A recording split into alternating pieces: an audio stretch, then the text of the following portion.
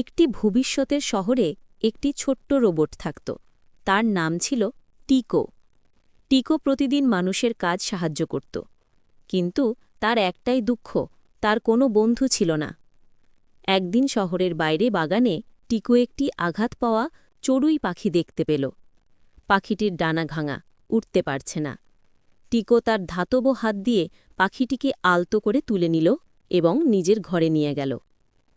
সে পাখির ডানায় ছোট্ট প্লাস্টিকের 3D প্রিন্টেড উইং বসিয়ে দিল। কয়েকদিন পর চড়ুইটি আবার উঠতে পারল।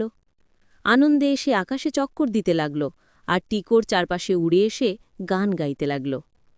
টিকো প্রথমবার অনুভব করল বন্ধুত্ব মানে কাউকে ভালোবাসা আর যত্ন নেওয়া।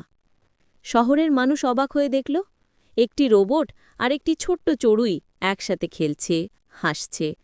তারা আকাশে রঙিন আলো ছড়িয়ে দিল, যেন কার্টুনের জাদুকরী দৃশ্য। এরপর থেকে টিকো আর একা রইল না, চড়ুইটি তার প্রতিদিনের সাথী হয়ে গেল। তারা দুজন একসাথে মানুষের মাঝে সুখ ছড়িয়ে দিল।